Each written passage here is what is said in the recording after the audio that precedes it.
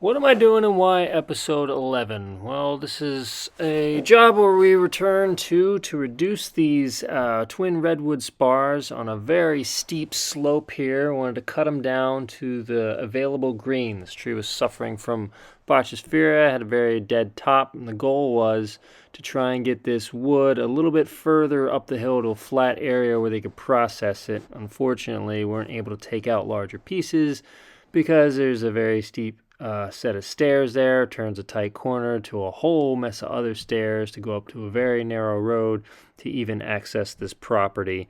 So taking out large logs was not a possibility. So what's different about this than any other job? It looks like a very simple negative rig and drift situation. Well, aside from trying to get these lumps of wood transferred past the very steep slope near the base to a flat zone to process, and also try not to smash up the available green that we're trying to reduce to. There's also an element of being able to create a rigging system that you can transition the mode, that you can switch gears sort of without a big disruption. So for the higher spar, I'm going to have to negative rig. There's no high point to rig or swing it to. And I've got another point in a tree far away that we're drifting it to. So negative rig and drift till we get to a point where the shorter, lower spar can then be used to sort of lift the back spar into, so we can maintain as much clearance as possible and then drift it. So the pulley is in there because we're going from negative rigging to lifting and cranking, because this back spar, I want these pieces to maintain as much height as possible for the drift. So as you saw on the previous clip, there's a big fat pulley in the front spar going up to the ring I was using for negative rigging in the back spar.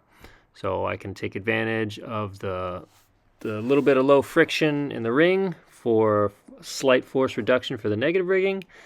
And then I can switch over to an efficient pulley for lifting the rest of the back spar into the front spar and maximize characteristics of each bit of those pieces of rigging gear.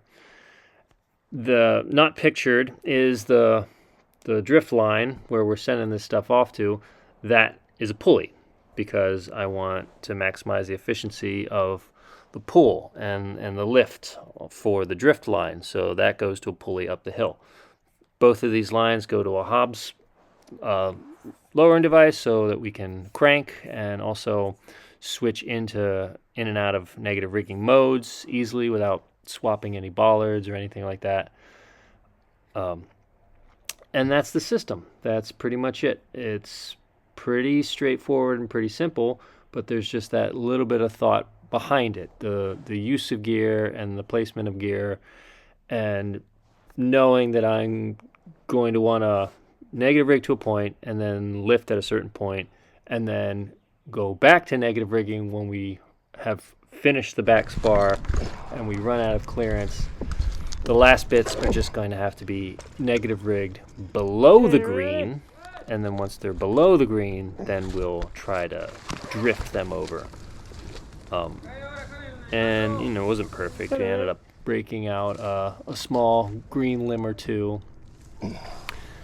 Not the end of the world, more of an aesthetic thing. I mean, at the end of the day, this is pretty much just going to be a habitat spar with a little bit of greenery on it. These redwoods are pretty tenacious and will sucker out as long as there's life to them.